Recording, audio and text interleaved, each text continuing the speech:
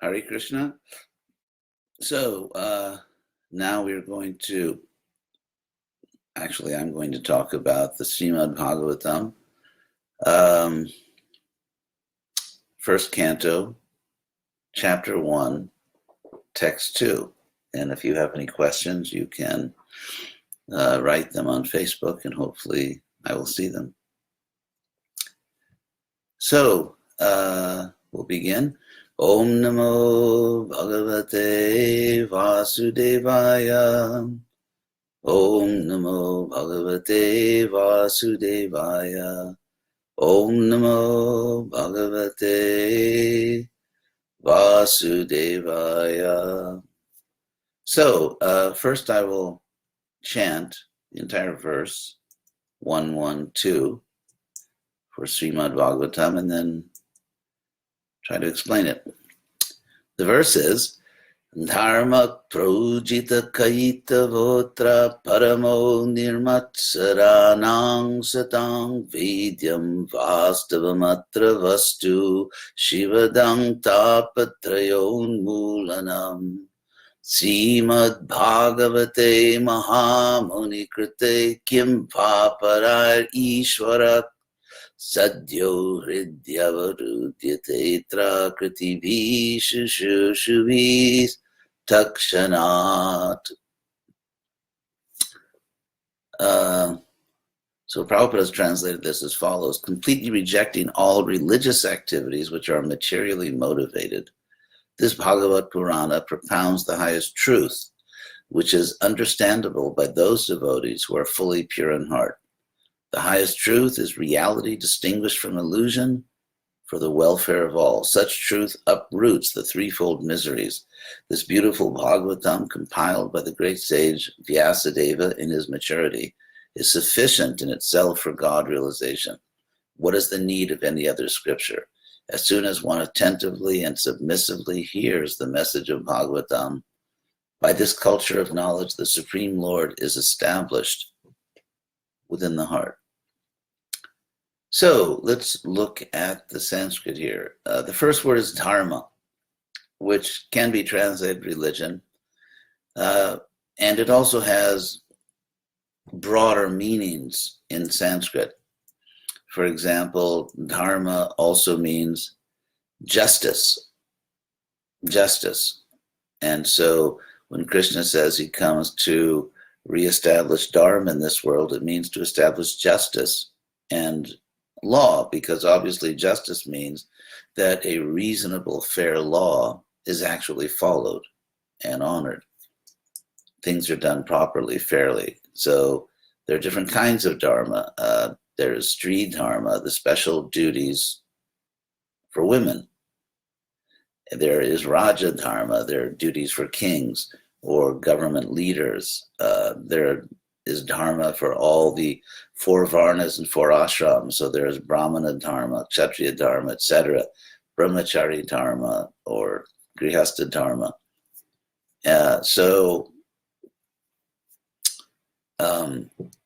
So these are all dharma, and ultimately, in order to make clear that there is a dharma which actually applies to everyone, because it applies to the soul, it is called Sanatana Dharma, eternal dharma.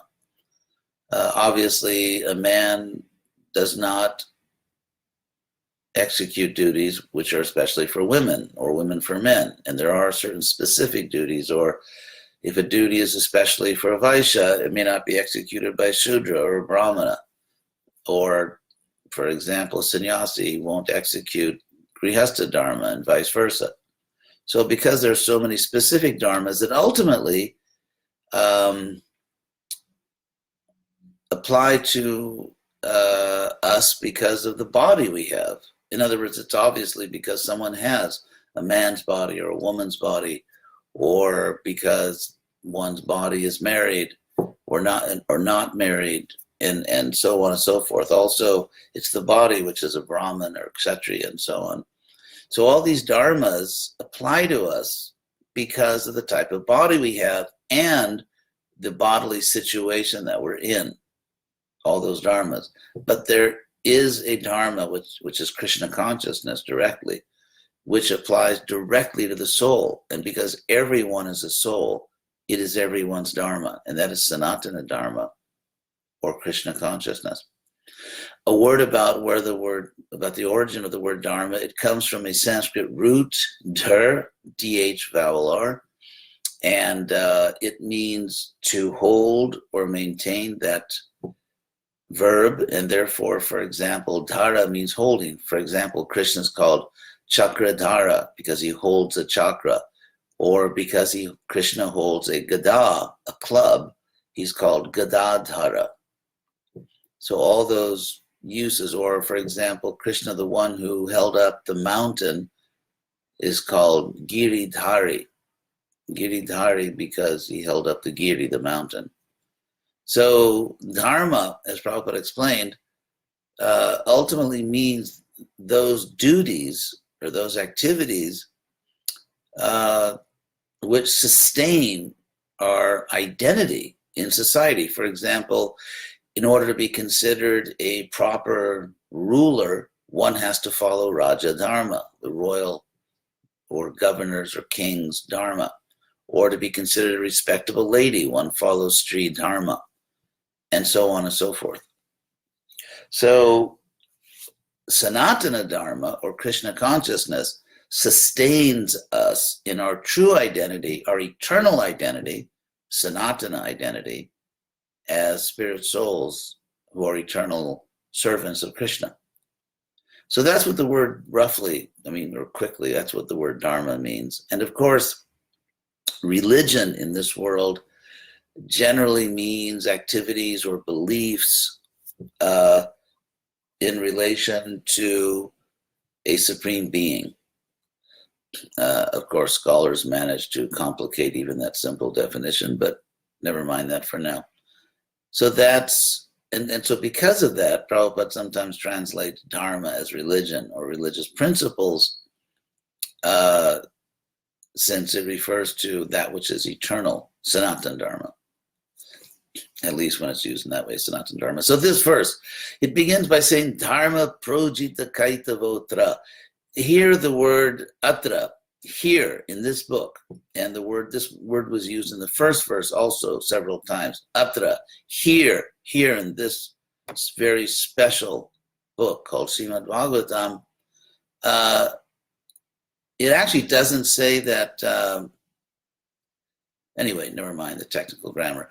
What it does say is a dharma projita kaitavo. Here, there is a dharma. It technically, grammatically, doesn't say that cheating dharma is rejected. It indirectly says that. What it literally says grammatically is that here is a dharma in which cheating has been rejected. Kaitava means cheating. Projita means thrown out, rejected. Prabhupada says you're completely rejected. So grammatically, literally, the verse says, here in the Bhagavatam, there are duties, there are principles of life in which cheating has been rejected. So what is that cheating?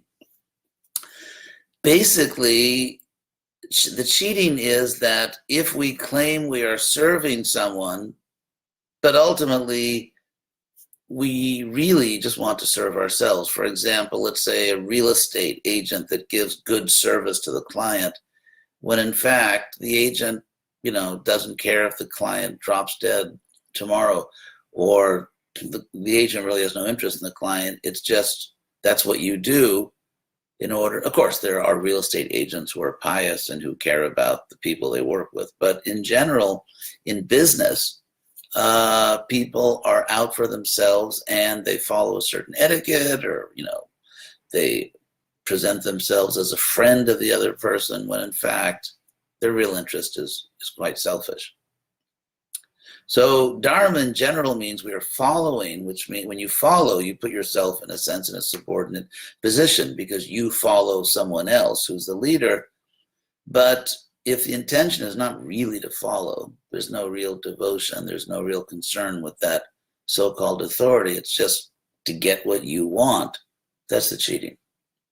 Whereas in Krishna consciousness, we serve Krishna and we really want to serve Krishna. Our real intention is actually to serve Krishna. So, dharma projita kaita votra, and then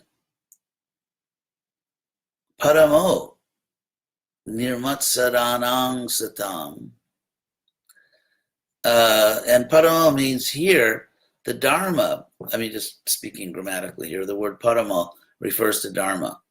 So really here, there's the highest dharma, which is Sanatana dharma, the dharma of the pure soul. And even if we talk about dharma of the pure soul, you could say that impersonal liberation refers to the soul, but it's not the highest dharma of the soul. And since one ultimately cannot stay in the Brahmajyoti, you pop out because it's an artificial position. We are really eternal persons, therefore it is and isn't. I mean, in one sense, it's the soul that tries to climb into the Brahmajyoti, but since you can't really stay there, it's not really your eternal dharma. So eternal dharma really is of the personal soul in relationship to the personal absolute truth, Krishna or Vishnu. So paramo here refers to dharma. Here's the highest dharma in which cheating is fully rejected. And also here in this Bhagavatam, nirmatsaranang satang vedyam vastavam atra vastu. Actually, let me just back up. I won't bore you with all the grammatical details. But also nirmatsaranang satang. Matsara in Sanskrit, matsara means envy. And nir means without, like nirvana. So nirmatsara means without envy. And so here, for the sat, for the devotees, in other words, sat means existence, being. Sat literally is the, neuter, singular, present participle of the verb to be. So sat, actually, in the word sat, the S is the same S as in the English word is. So satang means of those who are truly existing, of those who have achieved real being. For example, let's say you're someone is from France, but they pretend to be from some other place. Let's say that someone pretends to be from, I don't know, Brazil, then that's not who you really are. So if you are existing as who you really are, then you admit and you act as, a person from France. That's who I really am.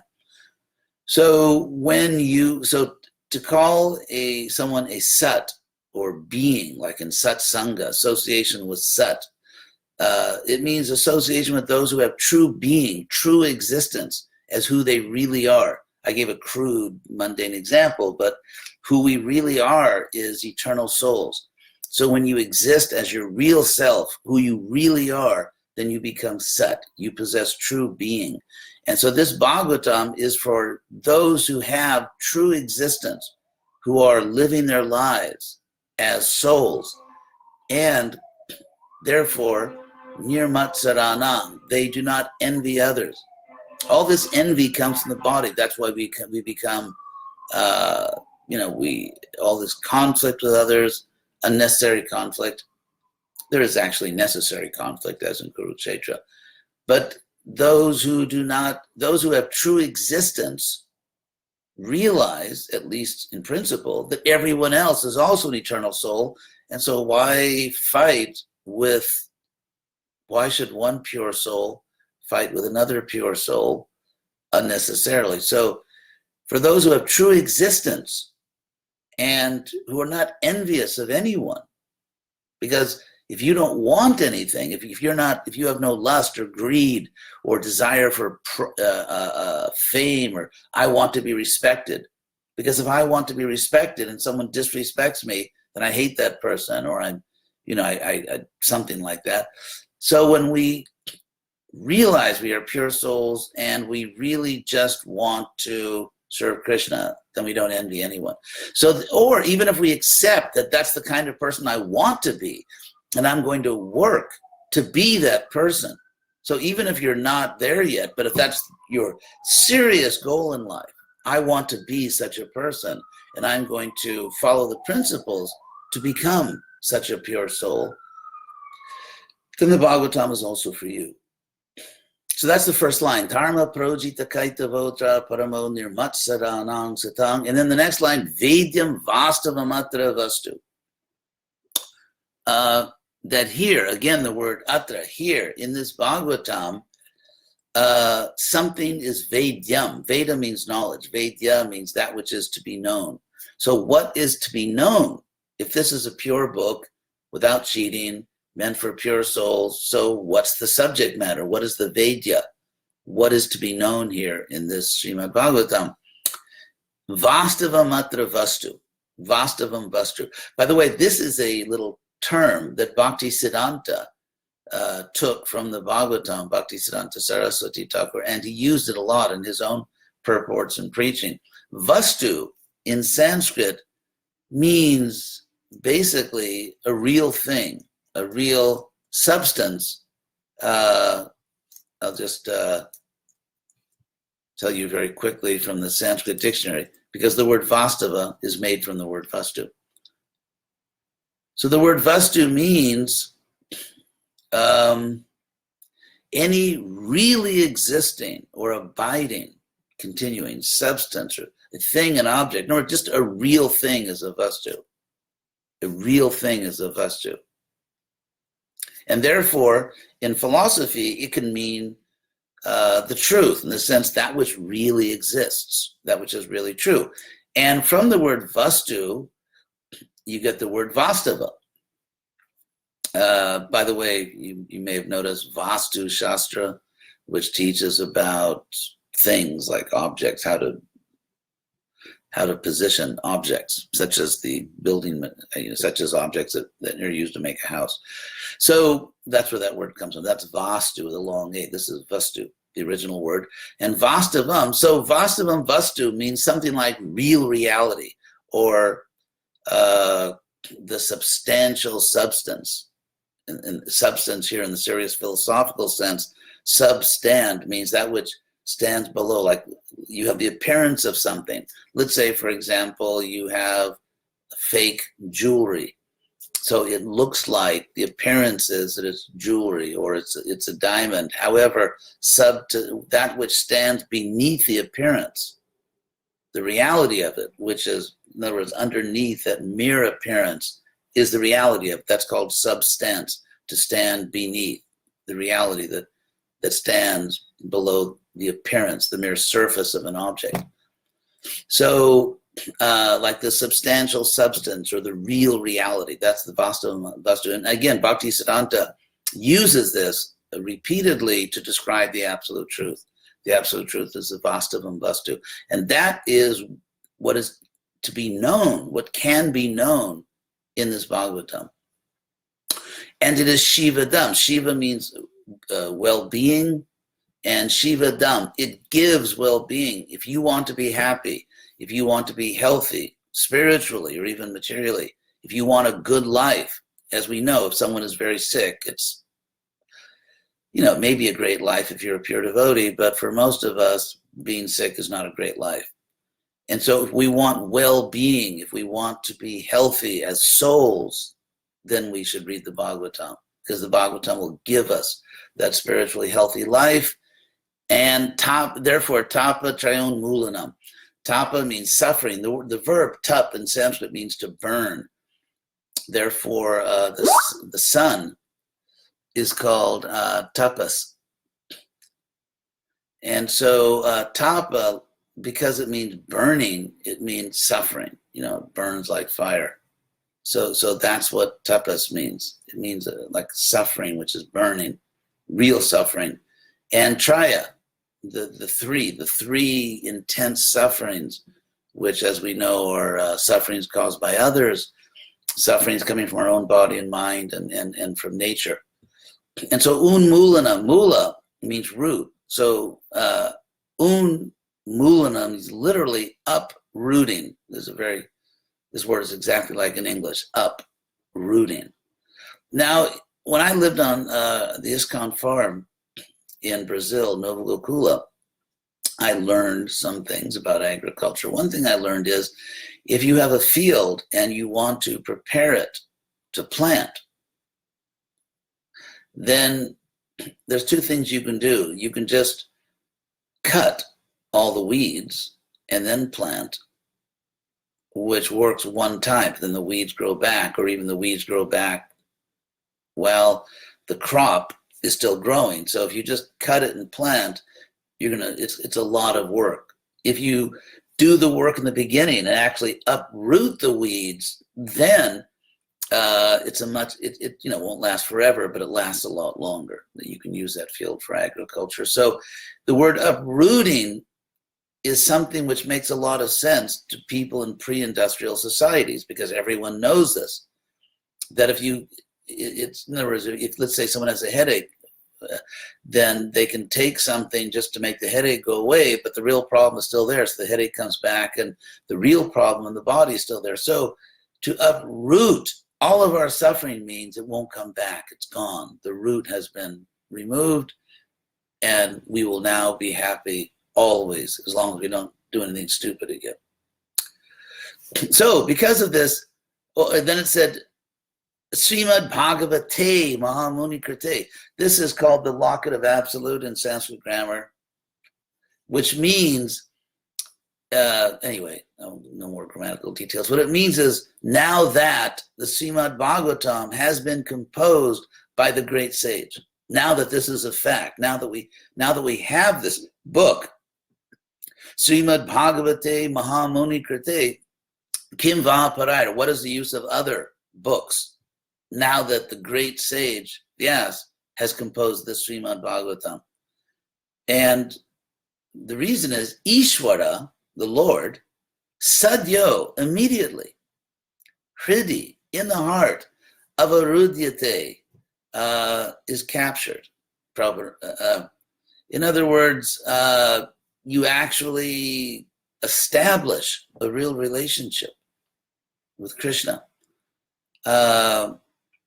Prabhupada translates this here, the Supreme Lord is established within the heart. So sadyo rud actually means to block. I mean, literally, in a sense, to stop something.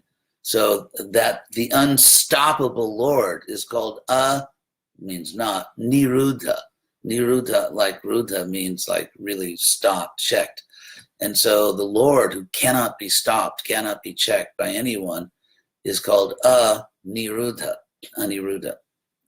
But here, it's very interesting because the same form is used with a different prefix. But the idea here is, even though the Lord is aniruddha, the Lord cannot be checked, the Lord cannot be stopped, the Lord cannot be contained, but the Lord is contained or captured in the heart by someone who is kriti, kriti bhi. Kriti bhi means by those who are kriti. The verb krit, of course, or kri means to do, to make. We have the English word create or increase from the Sanskrit verb. So kriti in Sanskrit means one who has acted. In other words, the Bhagavatam is saying that Krishna can be found, Krishna can be captured in the heart, so that you establish your eternal relationship with Krishna, not merely by one who is, so to speak, an armchair philosopher, but by someone who actually does the right thing. We actually have to do the right thing. Do our duty. Just like at the end of Bhagavad Gita, Krishna says that one who hears Bhagavad Gita becomes krita kritya, which means their duty is done. One whose duty is done can understand Bhagavad Gita, krita kritya.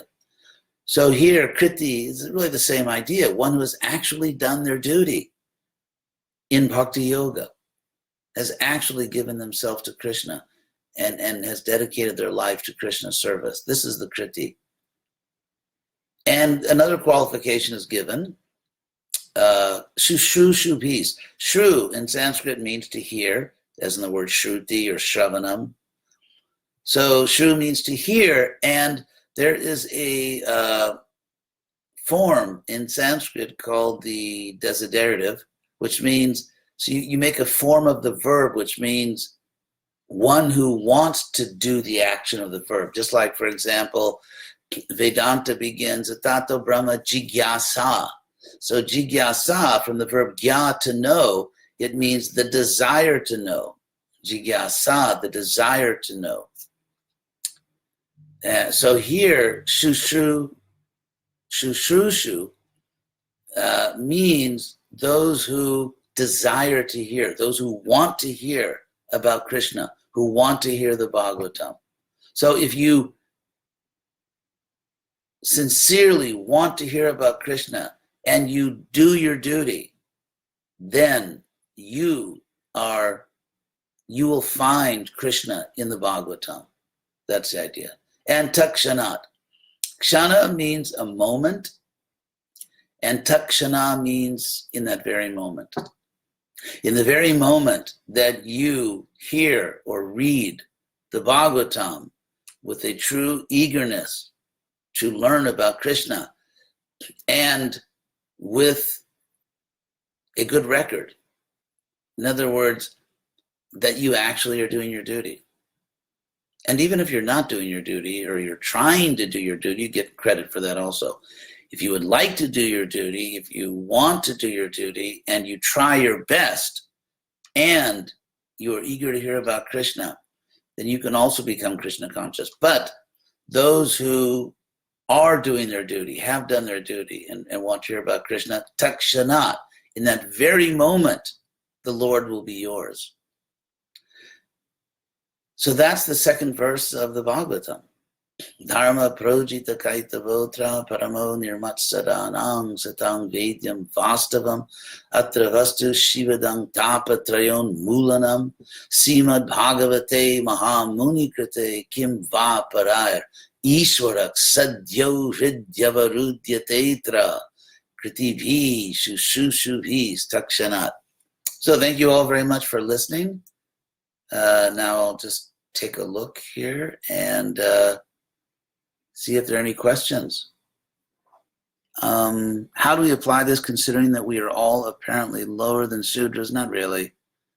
I mean, in ISKCON, it's common to make dramatic statements about how degraded we are. And that's good. I mean, I suppose it's good within reason, but no, people who are trying to be Krishna conscious, I wouldn't say they're lower than Sudras. And those who are able to basically follow our principles are certainly not lower than Sudras. And so, and there are devotees, there are actually many devotees in ISKCON who really are practicing Bhakti Yoga, and we could hardly say that they are lower than Sudras. So apparently means from the appearance of things. So if we look at what people are doing, there are many great souls in this movement, and ultimately everyone who is trying their best to be Krishna conscious is a great soul. So how do we apply it? Do your best. Let's see any other questions? Anyway, thank you again. Thank you all for listening. So that's the message. This is not a long class for which many will be grateful, but hopefully we'll see you again next Sunday, and hopefully with Krishna's mercy, we will discuss the third verse of Srimad-Bhagavatam. So again, thank you all very much for listening.